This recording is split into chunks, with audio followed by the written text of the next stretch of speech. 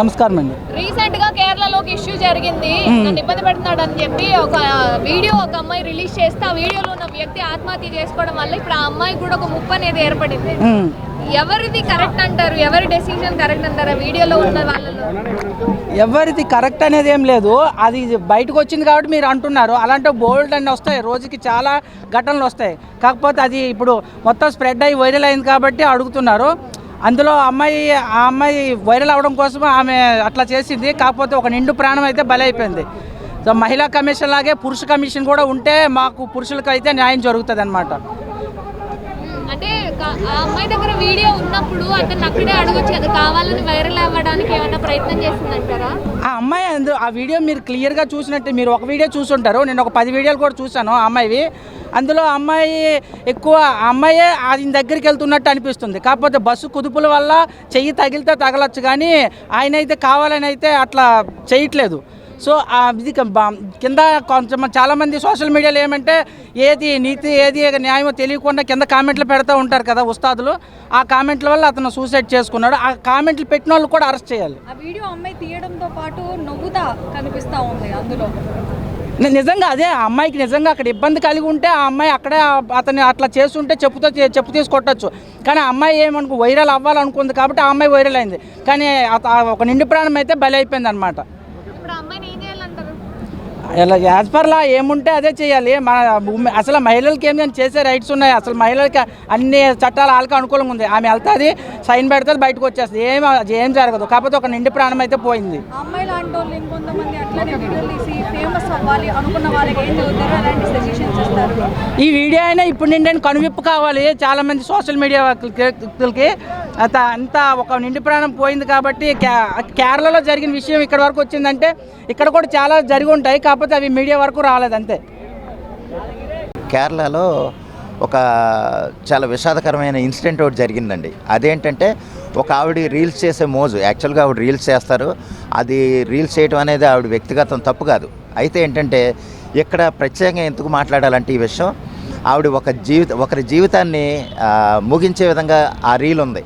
అదేంటంటే బస్సులో ఆవిడ సెల్ఫీ రీల్ తీసుకుంటా ఒక ఆయన నన్ను అసభ్యంగా తాకాడు, అతను మిస్బిహేవ్ చేశాడని ఆవిడ రీల్స్ చేసింది.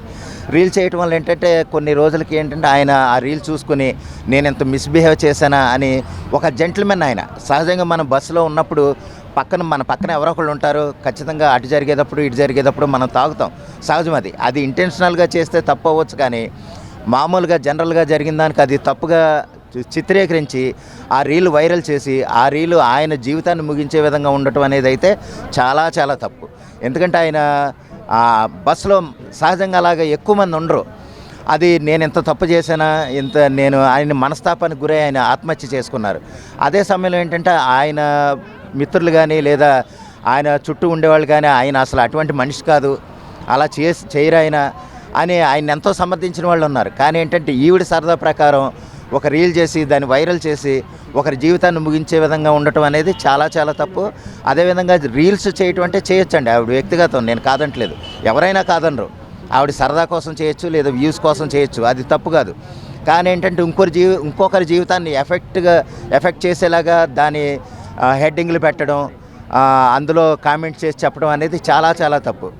అదేంటంటే ఎక్కడైనా సరే అటువంటి వైరల్ చేయొచ్చు, తప్పట్లేదు, కానీ ఏంటంటే ఒకరి జీవితానికి ఎఫెక్ట్ అయ్యే విధంగా అటువంటి రీల్స్ ఉండకూడదు అనేది నా ఉద్దేశం అండి. అయితే ఈ మధ్యన ఇన్ఫ్లుయెన్సర్ ఏం చేస్తారంటే మెట్రో స్టేషన్లో కానీ రైల్వే స్టేషన్లో కానీ బస్ స్టాప్లో కానీ ఇలా రీల్స్ చేయడం కరెక్టే అంటారు. ఓకే అండి, అంటే మెట్రో స్టేషన్లు ఎక్కడైనా కొంచెం చేసుకోవచ్చు అండి, తప్పులేదు. కానీ ఏంటంటే ఇంకొకరిని టార్గెట్ చేసి చేయటం అనేది అయితే అది కరెక్ట్ కాదు. ఎందుకంటే దానివల్ల ఇంకోళ్ళు ఎఫెక్ట్, మొన్న కేరళలో జరిగిన విషయం ఏంటంటే ఒకరి జీవితమే పోయింది. అంటే ఆయన ఎంత సెన్సిటివ్గా ఫీల్ అయితే ఆయన ఆత్మహత్య చేసుకుంటారో చూడండి, అది ఎంత తప్పో రీల్ అది. ఎందుకంటే ఆయన మిస్బిహేవ్ చేస్తే ఏమన్నా చేశారో పట్టుకుని ఏమన్నా మిస్బిహేవ్ చేస్తే తప్పుగా అవ్వచ్చు, కానీ జనరల్గా చేసే రీల్స్కి మాత్రం అది తప్పు కాదు. ఆ రీల్స్ చేసినా సరే ఇంకోళ్ళ జీవితాన్ని అందులో ఇన్వాల్వ్ చేయడం అనేది మాత్రం చాలా చాలా చాలా తప్పు అండి అది. అవునండి, ప్రాంక్ వీడియోస్ ఎలాగుంటాయంటే మనం నిజంగా అది నిజమని నమ్మేస్తున్నాం. యాక్చువల్లీ అది కూడా ప్రీ కంపోజ్డ్ మనం రీల్స్ని ఏంటంటే మనం అది నిజంగా నమ్మేసి ఆ నిజంగా కొట్టేశాడు, నిజంగా చేశారు, నిజంగా ఎటకారం ఆడాడు అని మనం అనుకుంటున్నాం. వాస్తవానికి ఏంటంటే హ్యూమర్గా ఉండొచ్చు, కొంతమంది ఏంటంటే అవి చూసే అతను ఎంత ఇబ్బంది పెడుతున్నారో ఎంత బాధ పెడుతున్నారో అనేసి మనం ఆలోచిస్తున్నామండి. కానీ వాస్తవానికి అవి కూడా కొంత కరెక్ట్ కాదు. అది ఇంకొకళ్ళు బాధపడే విధంగా లేనంత వరకు ఏదైనా మంచిదేనండి.